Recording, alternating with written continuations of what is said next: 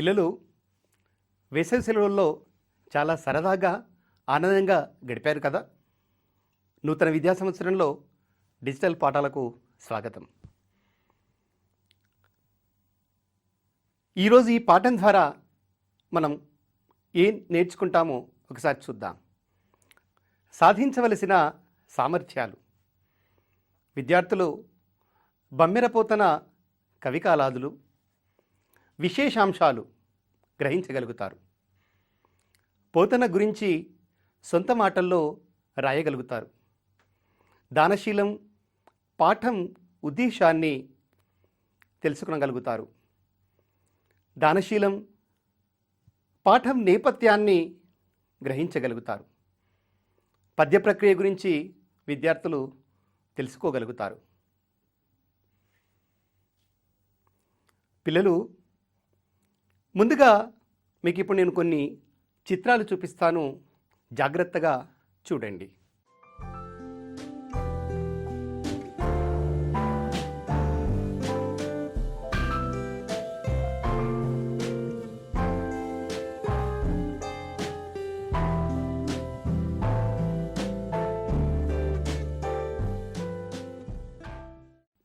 పిల్లలు, వీరిని మీరు గుర్తుపట్టారా? నిజమే, వారు మీకు తెలుసు. ఈయన కర్ణుడు. దానగుణం ద్వారా తాను ఒక్కసారి అడిగితే తన పంచ ప్రాణాలనైనా ఇవ్వడానికి వెనుకాడనటువంటి కర్ణుడు మీకు అందరికీ తెలిసిందే. అందుకే బాగా దానం చేసేటువంటి గుణం కలిగిన వాళ్ళను మనకు తెలుసు దానకర్ణుడు అని అంటారు. అంటే కర్ణునితో పోల్చి చెప్పేటువంటి నానుడి మనకు అందరికీ తెలిసిందే కదా. శిబి చక్రవర్తి ఒక గద్ద పావురాన్ని తరుముతూ వచ్చినప్పుడు తనకు ప్రాణభిక్ష పెట్టమని, కాపాడమని వేడుకున్నటువంటి పావురానికి ఒక్కసారి మాట ఇచ్చాక ఆ గద్ద తనతో, రాజా, ఇది న్యాయమైందేనా? మీకు నా కడుపు కొట్టడం సరి అయిందేనా అని ప్రశ్నించినప్పుడు, నీకు కావలసింది ఆహారమే, నేను పావురాన్ని ప్రాణాలు రక్షిస్తానని ఒక్కసారి మాట ఇచ్చాను, తప్పనిసరిగా దాని ప్రాణాలు కాపాడే తీరుతాను. నీకు కావాలంటే నీకు సరిపడా మాంసాన్ని నేను ఇస్తాను అంటూ శిబి చక్రవర్తి తన శరీరం నుంచి ముక్కలు ముక్కలుగా మాంసాన్ని కోసి ఇచ్చినటువంటి గొప్ప విషయం మీకు అందరికీ తెలుసు కదా. రంతిదేవుడు ఇతరుల దాహార్తి కోసం తన ప్రాణాలను కూడా లెక్క చేయకుండా ఇతరుల కోసం సర్వస్వాన్ని దానం చేసినటువంటి రంతిదేవుని కథ కూడా మీకు తెలుసు కదా. విద్యార్థులు, ఇప్పుడు మీకు మరికొన్ని చిత్రాలు చూపిస్తాను, చూడండి. మత్స్యావతారం.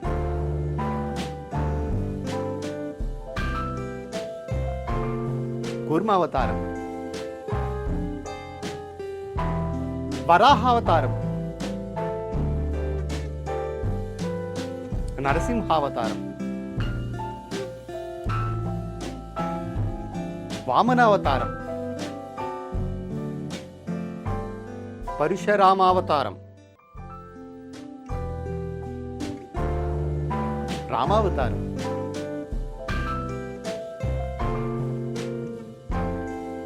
కృష్ణావతారం. బుద్ధావతారం.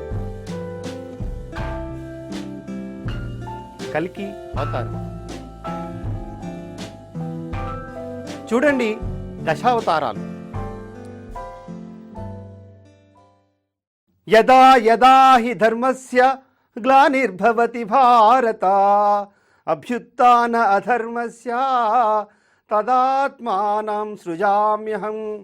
ఎప్పుడైతే తప్పు జరుగుతుందో, ఎక్కడైతే ప్రజలు ఇబ్బందులు పడతారో, తప్పకుండా అక్కడ నేను జన్మించి మంచివారిని రక్షించే ప్రయత్నం చేస్తానని భగవంతుడు పేర్కొన్నాడు. అదేవిధంగా శ్రీమద్ మహావిష్ణువు దశావతారాలలో ఉద్భవించి ప్రపంచాన్ని ఉద్ధరించినటువంటి విషయం మీకు అందరికీ తెలిసిందే. వాటిలో ఇప్పుడు మనం చూస్తున్నటువంటి మీకు చిత్రంలో చూడండి వామనావతారం. ఆ వామనావతారం ఎత్తడానికి ఒక ప్రత్యేకమైనటువంటి సందర్భం ఉంది. ఆ సందర్భం ఏంటి మనం తర్వాత తెలుసుకుందాం. చూడండి విద్యార్థులు, ఈరోజు మనం దానశీలం అనేటువంటి పాఠం గురించి చదువుకునే సందర్భంలో ఈ దానశీలం యొక్క పాఠం నేపథ్యాన్ని తెలుసుకుందామా? దానశీలం పాఠం నేపథ్యం: విరోచనుని కుమారుడైన బలి అసుర చక్రవర్తి. ఈయన ప్రహ్లాదుని మనుమడు. తన శక్తి సామర్థ్యాలతో స్వర్గలోకాన్ని ఆక్రమించాడు. అతని దుష్ట పాలనలో చాలామంది దేవతలు స్వర్గం వదిలి పారిపోయారు. మిగిలిన దేవతలు వివక్షకు గురి అవుతారు.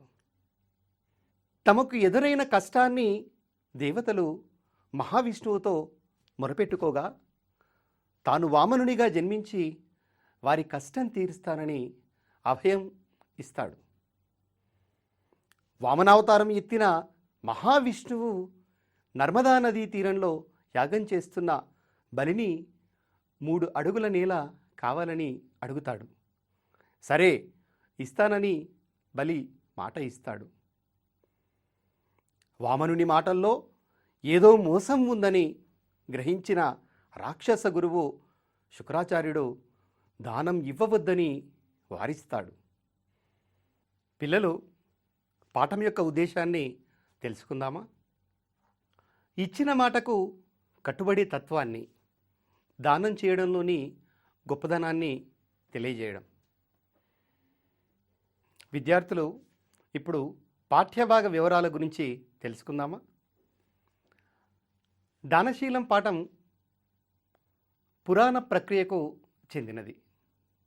పురాణం అంటే పాతదైనను కొత్తగా భాషించేది. పురాణ లక్షణాలు: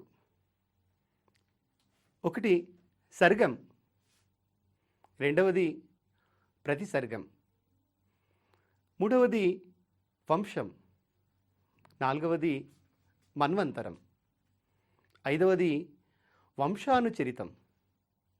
పురాణాలు 18.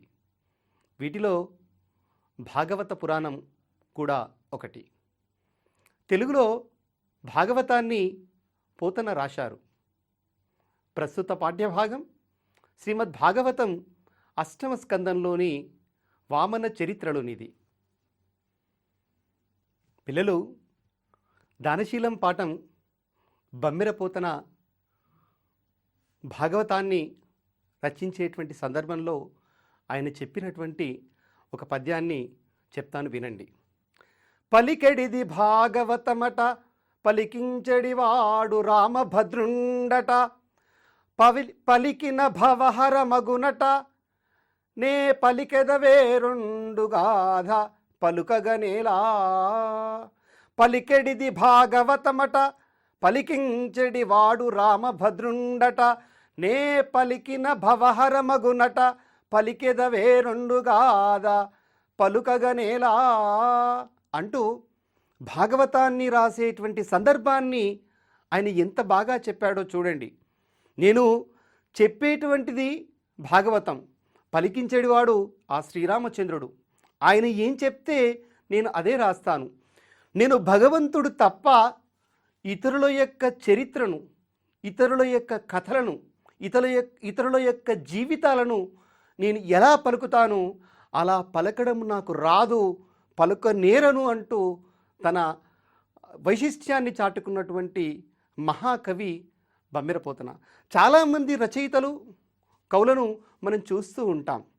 అనేక పురాణాలు, అనేక కథలు, ఇతిహాసాలు రాసినటువంటి అనేక మంది రచయితలు, కవులు ఉన్నప్పటికీ కూడా మనం కొద్దిమందికే ఈ భక్త అనేటువంటి కొసమెరుపును చేర్చడం చూస్తూ ఉంటాం. అంటే మనం భక్త రామదాసు అని, భక్త పోతన అని, పురాణాలు రాసినటువంటి వాళ్ళు, భగవంతునికి సంబంధించినటువంటి అనేక విషయాలను రచించినటువంటి కవులు రచయితలు ఎంతమంది ఉన్నప్పటికీ కూడా ఒక పోతన గారికే భక్త పోతన అనేటువంటి పేరు వచ్చింది. ఎందుకంటే ఆయన తను రచించినటువంటి గ్రంథాలను భగవంతునికి అంకితం ఇస్తానని పట్టుబట్టినటువంటి వ్యక్తి, తను అనుకున్నటువంటి ప్రకారంగానే భగవంతునికి తన రచనలను అంకితం చేసినటువంటి మహా గొప్ప కవి భక్త పోతన్న. మరి ఇప్పుడు అలాంటి భక్త పోతన కవి పరిచయం తెలుసుకుందామా? చూడండి, బమ్మెర పోతన జనగామ జిల్లా బమ్మెర, పూర్వపు వరంగల్ జిల్లా నివాసి. ఆయన తల్లి పేరు లక్కమాంబ, తండ్రి కేసన. బమ్మెర పోతన 15వ శతాబ్దానికి చెందినవాడు. సహజ పండితుడిగా పోతన ప్రసిద్ధి చెందాడు. సహజ పండితుడు అంటే ఎక్కడా ఒకరి దగ్గర, గురువుల దగ్గర నేర్చుకున్నటువంటిది కాదు. పుట్టుకతోనే జన్మతః విద్వత్తు అనేటువంటిది ఆయన సొంతం. అందుకే ఆయనను సహజ పండితుడు అని అంటారు. తన రచనలు మానవ మాతృలకు అంకితం ఇవ్వనని, భగవంతుడు ఇచ్చిన కవితాకలను భగవంతునికి అంకితం ఇస్తానని తన మహాభాగవత పురాణాన్ని శ్రీరామచంద్రునికే అంకితం ఇచ్చినటువంటి వారు బమ్మెర పోతన గారు. ఇక పోతన రచనల గురించి తెలుసుకుందామా? చూడండి, పోతన రచనలు: శ్రీమద్భాగవతం, భోగిని దండకం, వీరభద్ర విజయం మరియు నారాయణ శతకం. ఇక పోతన రచనా శైలి గురించి తెలుసుకుందాం.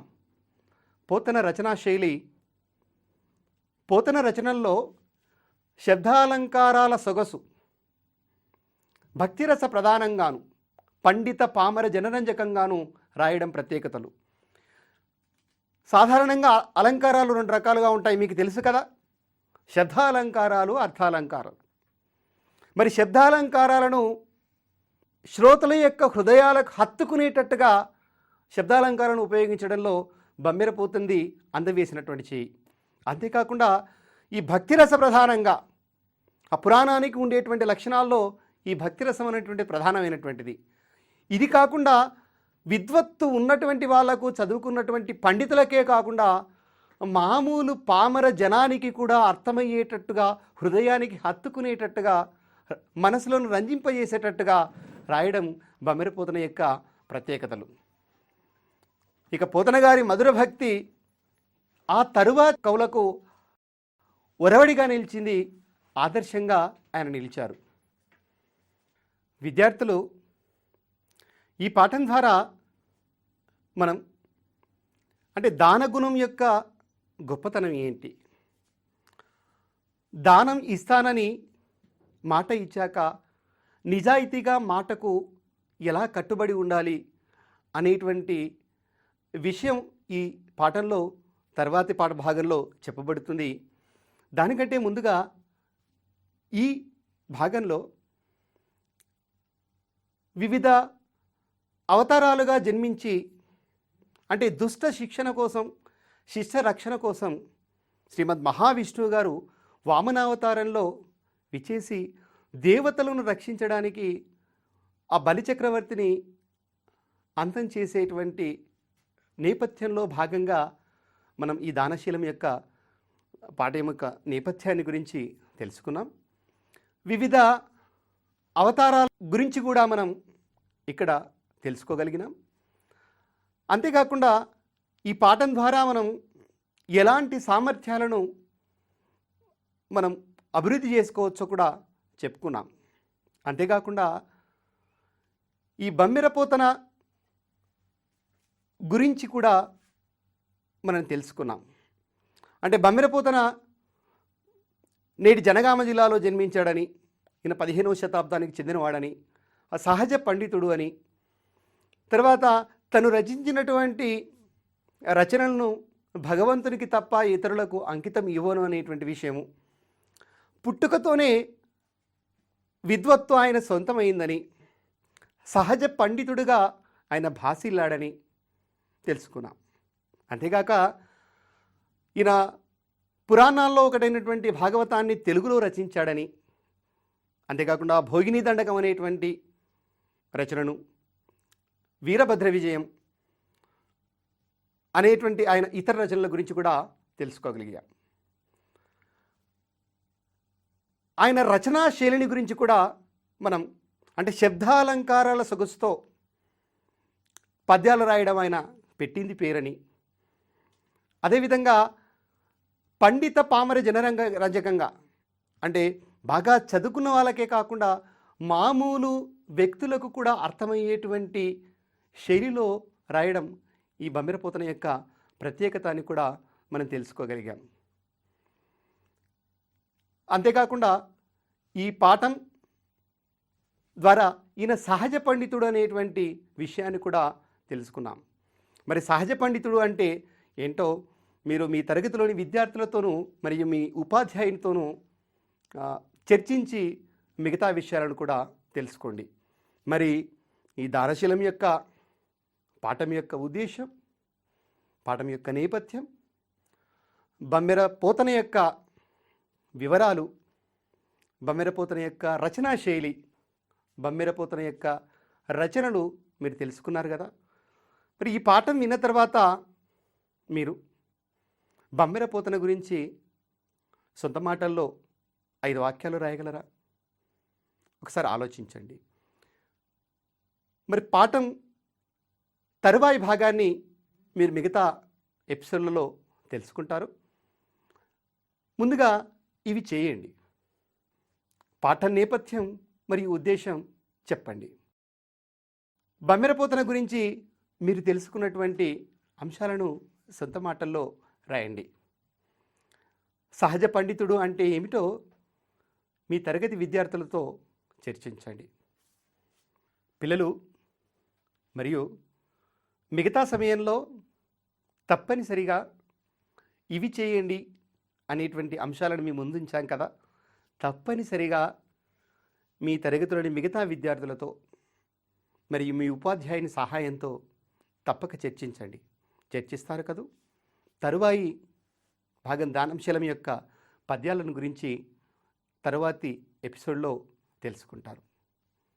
నమస్కారం.